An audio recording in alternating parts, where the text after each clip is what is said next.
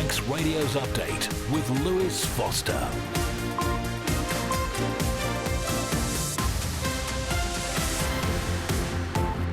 Fastamai, good evening. It's 5 o'clock on Tuesday the 3rd of September. Quite a different day to yesterday, at least a snippet of sunshine.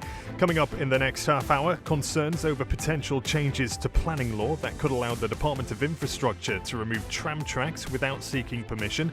An update on the restoration of Queen's Pier in Ramsey. What's happening to Parent Craft, and more on the future of the Ramsey Bakery site. All that and more. We'll also keep you posted on anything to watch out for travel-wise, and as ever, your thoughts always welcome. You can text 166 177 or email studio@manxradio.com.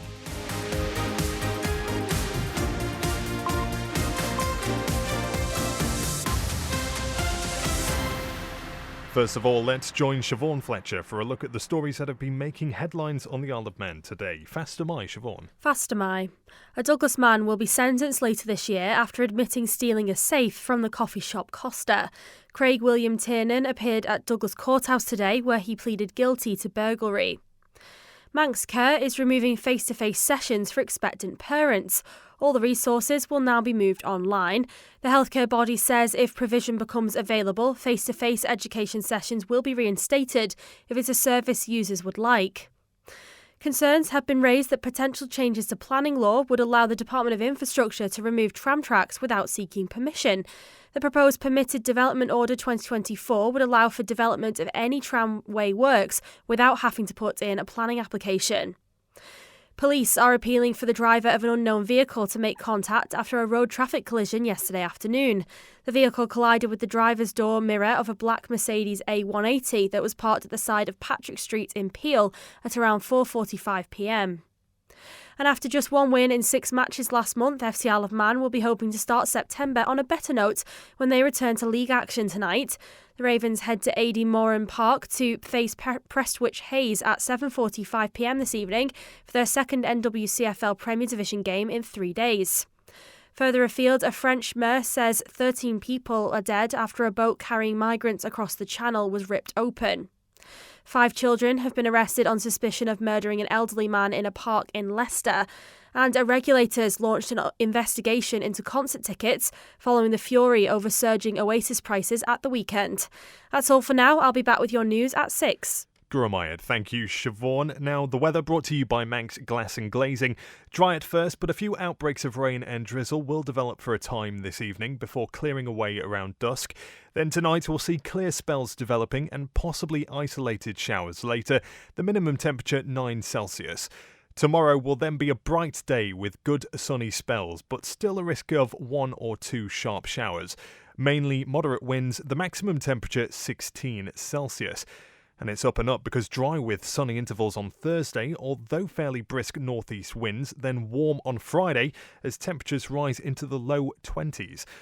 Sunset tonight, 3 minutes past 8, and sunrise tomorrow morning at 6:32. Manx Glass and Glazing don't just do the big jobs. It's easy to repair broken greenhouse glass at Manx Glass and Glazing. For greenhouse glass cut to size, call 674 573. If you run a small business or just need more room in the back, Philshaw Vehicles has the perfect van or light commercial for all your needs and can sort out any finance. Based in the Tremode estate, view philshawvehicles.im or call 49 51 49. A great night's sleep got even better with Zed's Bedding Store. From quality Bell-Dorm bed linen and mattress protectors, fleece and woven throws to luxury duvets from the fine bedding company. Zed's Bedding Ramsey, next to Isle of Man Bank. SMS Trading, new and second-hand furniture, from flat pack to fully built. See our range at Unit 24, Gladstone Park, Ramsey. All-island delivery and man in a van service available. Call SMS Trading on 315 151 or find SMS Trading on Facebook. Visit Ramsey Craft Centre at Church Walk St Paul Square for beautiful yarns, fabrics, buttons, craft kits, patterns, in fact all you need for your craft works. Open Monday to Saturday. Visit Ramsey Craft Centre St Paul Square or find us on Facebook for opening times, news and offers.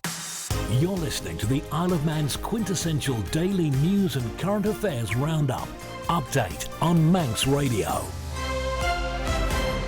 And the time now approaching 5:05. Concerns have been raised that potential changes to planning law could allow the Department of Infrastructure to remove tram tracks without seeking permission.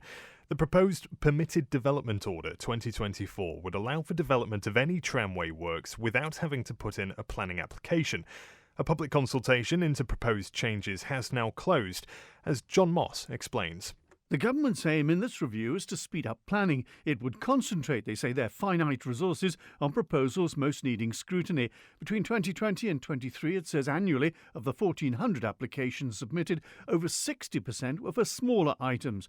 Removing the need for planning from many of these would seem pragmatic. But included in the order currently are the words development for the purposes of any tramway work consisting of the installation, maintenance, improvements and removal or other alteration of tramway tracks. It's that which has caused tram supporters to suggest it could open the way for the removal of tram tracks, perhaps between Laxey and Ramsey, and axe any thought of horse trams from the War Memorial to the sea terminal. The government emphasises that this is still in the consultation stage. John Moss with that report. The consultation closed on Monday. Results will now be considered and any necessary amendments made to the orders. The final versions will then be taken to Tynwald. If approved, they could come into force in early 2025. Now, a Douglas man who police sought the public's help to find has appeared in court today, charged with burgling a popular coffee shop. News editor Tessa Hawley joins me in the studio now. Tessa, you were at Douglas Courthouse this morning. What can you tell us? So you may remember that last month the Isle of Man Constabulary took to social media to appeal for help in finding Craig William Tiernan. Now, at the time, officers didn't say exactly what they were trying to find him for. They just said it was in relation to an ongoing investigation. And on behalf of Crime Stoppers Isle of Man, they even offered a £1,000 reward for information that would lead to his arrest and charge. So police finally caught up with him. Do we now know what that ongoing investigation was? We do. So today at Douglas Courthouse, Tiernan, who lives on Harris Promenade, pleaded guilty to 4 offences. They were all committed on the 28th of May this year. Now, if you cast your mind back to the end of May, you might remember that police revealed that a safe had been stolen from Costa. That was in Strand Street in Douglas. Well, 40-year-old Tiernan has now admitted being the person responsible for that burglary. It was revealed that the total value of the theft was £2,304. That equates to 4 days of takings from the coffee outlet, the value of the safe, and £100 which he took from the till. You said he admitted 4 offences. What else did he do on the 28th of May? So as well as the burglary, Tiernan took a Honda Jazz without the owner's consent from the underground car park at the Sefton Hotel. And it's believed he used this to transport the safe away from the scene of crime. He also admitted driving whilst disqualified and having no insurance. So what happens next? Well, the prosecutor told the court he believed there had been some sophistication to the offending and a significant degree of planning with the use of tools and the car. Because of this and Tiernan's previous convictions for similar offences, he argued that he should be sentenced at the Court of General Jail Delivery. Tiernan's advocate and the Deputy High Bailiff agreed and he was committed for sentence to the higher court. He'll next appear there on the 27th of September. Now, today there was no application for bail and he was remanded at the Isle of Man prison until that date. News editor Tessa Hawley Gurmayed, thank you. The time now 8 minutes past 5. 2 new bays of Queen's Pier in Ramsey have opened today, bringing the restoration project roughly halfway to completion. Volunteers carrying out the work are said to be continuing to make good progress despite costs rocketing. However, the task of repairing the individual bays is becoming harder as the work moves further along the structure, requiring the heavy lifting work to be done from the beach when tides and conditions permit. Christian Jones was live from the pier this morning with the man leading the restoration project, Graham Curfey. We're up now to Bay 8 from a total of 60 bays, so we have a little way to go just yet. And you probably get asked this question all the time. Do you have an estimated date that it's likely to be ever finished? No, we don't. The thing is, we are purely funded from the community, from business, from legacies, etc. So it purely depends on the income to enable us to afford to buy. Because as a charity, we can only order the materials when we have the money to pay for them. And do you think that this is always going to be a private piece of infrastructure? It's not private. It's still owned by the government. We only lease it from them. So even when it's finished, it'll still be owned by government. There is a feeling that government treats heritage with the contempt it deserves. Is that fair? Ooh, That's a leading question, isn't it? I think the best answer I can have here is, as a charity, we are often told that we cannot use public funds to support charities. And like you say, all of the money that you do receive comes from donations, corporate sponsorship, no government subsidy at all, if I'm correct in saying that. It's not a cheap project, though, because you recently said that costs have been skyrocketing. Absolutely. When we were doing the early bays, we were paying around about £21,000 for the steel per bay. For the steel on bays 7 and 8, they came in at £54,500 each. So you can see they've well more than doubled over these last, since COVID. If anyone listening to this happened to be an avid supporter of the Queen's Pier, where can they go to find out more, or perhaps even put forward a donation? Well, they can contact us by email on qprt@manx.net. They can go online to our Facebook. They can also go online to ramseypier.im, and on there we'll find all the information. Or they can phone me on my number, which is 355 104. Queen's Pier Restoration Lead Graham Curfey there. Great to hear that update from Ramsey this morning. You can find that interview in full over at manxradio.com. Now, have you heard this today? Manx Care is removing face-to-face sessions for expectant parents. All the resources will now be moved online, as Amy Griffiths reports. All the topics in the current Parent Craft programme will be covered, and there'll be signposting for support if parents have any questions. Manx Care says if provision becomes available, face-to-face education sessions will be reinstated if it's a service users would like. Anyone with a particular need for face-to-face education will be able to ask for it from their community midwife. Options for face-to-face practical sessions for birthing parents are also being explored. It's currently the only education provision offered by Manx Care to all expectant mums. Meanwhile, daddy-baby care sessions are set to continue as normal. Manx Care says more information will be released when it becomes available. Amy Griffiths with that report. The time now 12 minutes past 5. Manx Care is facing calls to rethink its travel vaccine policy after concerns that some travellers might forego important vaccinations to cut their costs. Several vaccines which are available on the NHS in the UK are only accessible privately on the island. Lobbyist Fiona Brown contacted MCALS but says progress has been limited and her sole mission is to protect the Isle of Man. What is the cost-risk benefit if somebody goes on holiday not having had the vaccine and then brings back somebody to the Isle of Man? What is the cost of a critical care bed, loss of wages, having to support that person?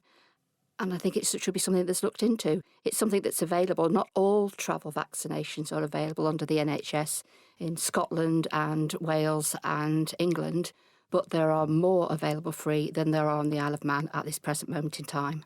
We know that Manx Care is facing financial difficulties. People choose to go on holiday, they pay for that travel.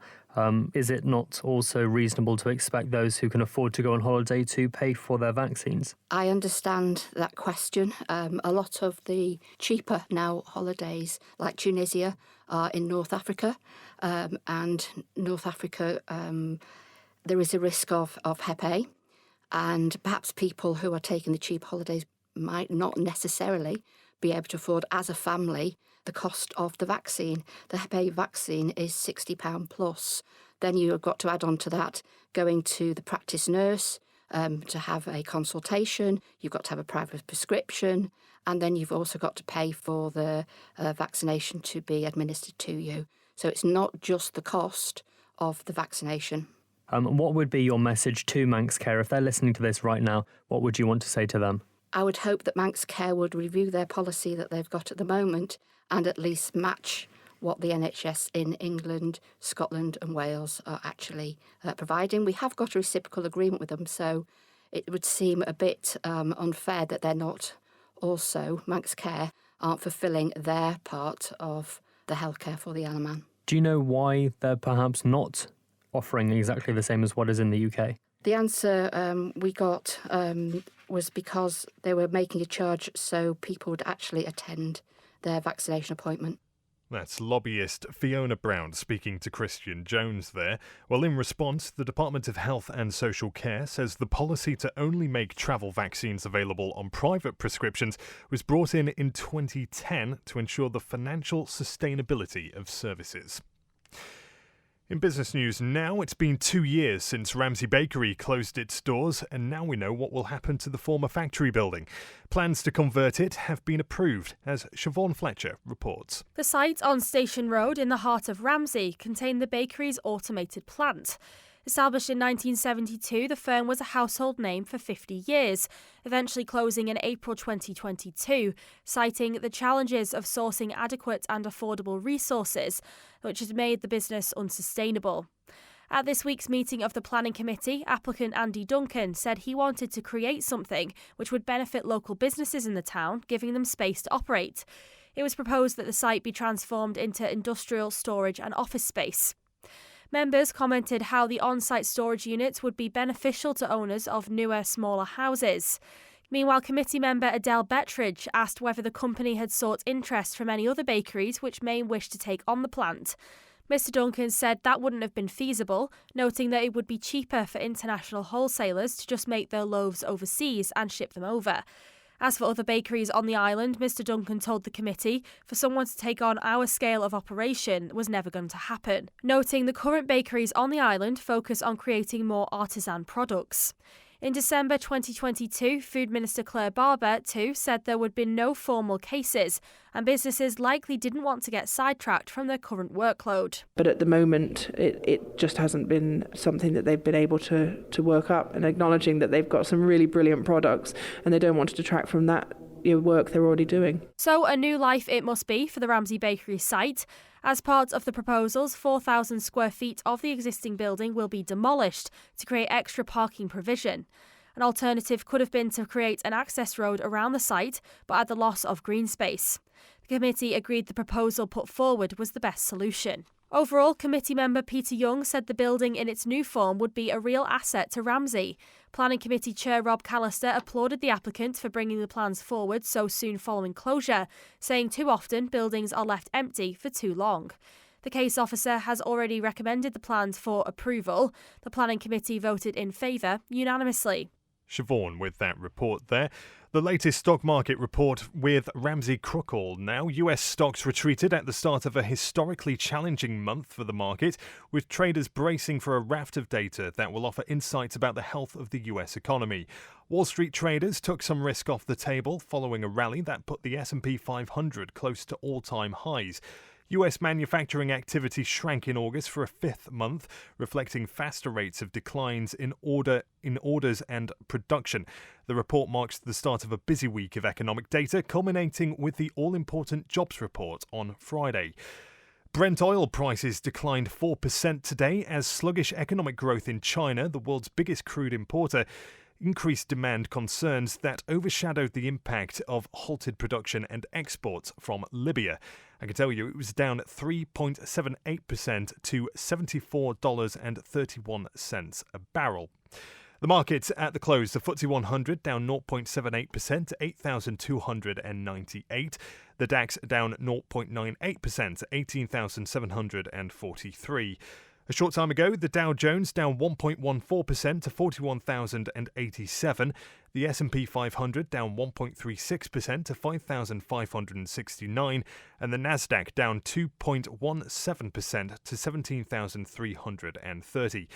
And gold was also down 0.73% to $2,481. I'm running late again. Do you know where I put my car keys? In the fridge. Where's my phone? Under the dog basket. Bye. You haven't forgotten that we're seeing Ramsey Crookall later? Oh, no, of course not. 5 p.m, is it? 2:45. I'll be there. Life is busy. That's why Ramsey Crookall's team takes time to help you make a mindful investment decision, considering all the options, giving you full control of your financial future. Less stress, more assurance. Forgot to put my shoes on. Oh. See how we can make your money work for you. Call 717171 or visit ramseycrookall.com. Licensed and regulated by the Isle of Man Financial Services Authority. You're listening to the Isle of Man's quintessential daily news and current affairs roundup. Update on Manx Radio. Manx Radio Travel, driven by Quayside Tyres and Service Centre. Well, all importantly, to start with, an update from the Department of Infrastructure, which says the mountain road is now open from the Crugnabar to Ramsey. All planned work has been completed in the section closed today between Ramsey Hairpin and the Bungalow. The contingency dates for this side of the mountain, that's the 16th and 17th of September, will not now be required, it says. So the mountain road is open if you're heading back that way tonight. Elsewhere, Douglas, temporary lights replacing the main lights at the Brown Bobby, 24 hours a day for roof repairs there. And until Friday, there's temporary three-way lights at the bottom of Banks Hill by the railway station, 24 hours a day for gas repairs. And in Onchan, temporary lights on Summer Hill near Hague Drive, 24 hours a day for gas main work. Over at the airport, all on schedule this evening, the Logan Air flight to London City should be on its way down the runway now. And looking at the sailings, we should see Manxman on the horizon. She's due into Douglas in half an hour, heading back across at 7:45. Manannan should be entering the Mersey around about now, due into Liverpool just after 5:30, departing back to Douglas at 7:15, and should be back to the island around 10 o'clock tonight. Ask how you can spread the cost interest-free at Quayside. You're listening to the Isle of Man's quintessential daily news and current affairs roundup. Update on Manx Radio. You are indeed, and the time now 21 minutes past 5. A charity says many people on the Isle of Man are not earning what they need to sustain their lifestyles, and with the cost of basic provisions continually rising, the Salvation Army is endeavouring to provide advice and support for those struggling to budget. As debt coordinator Debbie White explains. We've all got, cards that we just keep on tapping. And because money isn't going through our fingers and we can't see in our wallets how quickly the money's being spent. I remember, sort of when you've got a £20 note and you start to give it over and then you've just got coins left, you suddenly realise how quickly your money's going and being spent. When you've got a card, it's more difficult to note that. And even when it's on your phone, it's even worse, or on your Apple Watches. You're just tapping all the time and not really noting what your bank balance is doing. And I guess that's why sometimes we get overdrafts quite quickly, because we don't realise that. And are people still finding themselves having to dig deeper in their pockets at the shops? I mean, I think we're all seeing that, aren't we? That everything is costing us more. The basics of life are costing more and more every time. Just from the weekly shop, it's probably on average now that it probably costs each person around about £75 just to do the basics. I guess even if you go out to the shops just for some bread and milk, you're probably spending £20 just quickly in a quick basket shop. And, we're not earning the levels to sustain that, and that's where budgeting is so key. With the budget course coming up, you do have some seats available for people who'd like to attend? Yes, so we did have literally the budget course filled within 2 days of us announcing it. But some of the people have pulled out, and we want to make sure that this is a really great experience. We love having people in the centre, in the room, and learning together. And it's actually the more people that are there, the better the experience. Salvation Army's debt coordinator Debbie White. There are 3 of those budgeting sessions taking place on Tuesday the 24th of September and the 1st and 8th of October between 9:30 and 1 o'clock. Now, after registering just 1 win in 6 matches in August, FC Isle of Man will be hoping to start September on a better note when they travel to face Prestwich Hayes tonight in the NWCFL Premier Division. Ravens manager Paul Jones continues to insist that there's much more to come from his squad following their 1-1 draw at Colne last Saturday. We're constantly getting closer to where we want to be, and we might never actually get there because where we think we can be is so far away, really, in terms of the progress needed. But yeah, we can see progress game to game, and we're just trying to tighten up in some key areas, and that gives us a better chance of winning a game of football. But coming away with points, not conceding in the first half, and having lots of opportunities to score in the last 20 minutes were all real positives from Saturday. Turning to tonight, then a trip to Prestwich Hayes. What kind of challenge have they presented, do you think, to your side over the past couple of seasons? Yeah, I think they've been really strong, haven't they, the last couple of seasons, or last 3 seasons, really. And they're one of the teams that regularly expect to be at the top end of the table. This season, like some of the others, they've changed managers and refreshed the squad and maybe taking a little bit of time to settle into how they're trying to play. But like every team in this division, everyone's capable of beating everybody really on the day. So it'll be a really difficult test once again. And I think they're going to play a little bit differently to how we would have prepared for them the last couple of years. But we've had a good look at them over the last couple of weeks, and we've got a bit of an idea about how we can exploit their vulnerabilities. So yeah, really looking forward to seeing the lads get out there and challenge themselves again. Compared to the squad last weekend, can we expect any changes for this evening? There's not big changes. There's just Harley Jackson coming in for Ben Wusser. Ben's unavailable. I think everybody else is with us. There's maybe one more from the bench that isn't travelling because of availability. So yeah, it's the core group who were there with us on Saturday, and we need to make sure we use our core squad really well to keep it fresh and to keep making sure that we're able to compete for 95 minutes every game. So, we've got the core group with us again tonight, and how we use them, we'll put Prestwich Hayes under lots of pressure and do well to come away with some points again. Prestwich Hayes versus FC Isle of Man kicks off tonight at AD Moran Park at 7:45. Now, with more news from the world of Manx sport, here's sports editor Rob Pritchard. Fast am I, Rob? Fast am I, Lewis. Well, we're going to stay with football for the moment because this evening marks the start of the first set of midweek fixtures of the 24-25 Isle of Man football season. Tuesday night, we'll see the Men's Premier League and Division 2 take centre stage. Among tonight's top flight ties, Onken, who had a rest day last weekend, face a tough first game back at the top level against defending champions Ayr United. Meanwhile, in the second tier, Braddon, who netted 10 goals on the opening day, travelled to Douglas and District, and there's a southern clash as Colby host Castletown. Well, you can view this week's midweek fixtures across today and tomorrow at manxradio.com. In cycling, Isle of Man pro rider Max Walker and Ireland resident Ben Swift have begun their respective campaigns at the 2024 Tour of Britain this afternoon.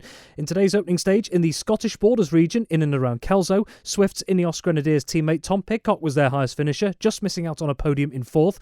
Meanwhile, Walker, who is part of the Great Britain squad, was GB's best finisher in 22nd. Elsewhere today, Manxman Tyler Hannay was in action for St Piran earlier on the first stage of the Tour of Poyang Lake in China, with the team finishing 14th. And finally, the Isle of Man's Lawn Bowls squad have begun their campaign at the 2024 European Championships in Scotland this week. The island is fielding a 10-strong team for the tournament, being held at the National Centre for Bowling in Ayr from today until Sunday. Today is seeing the men's doubles, men's triples, women's singles and women's fours competitions taking place. So far on day one, the women's fours are undefeated with 2 wins and a draw. Elsewhere, the Isle of Man has earned a win and a draw so far in the women's singles, men's pairs and men's triples. Gurumaya sports editor Rob Pritchard. And that's it for Update this evening. Do remember you can contact us in the Manx Radio newsroom at any time by email. It's newsroom@manxradio.com. Coming up next, Amy Griffiths presents Ireland Life, looking at the controversial subject of mobile phones in schools. And after 6, Chris Kinley's here with Greatest Hits. I'll be back with Update at the same time tomorrow.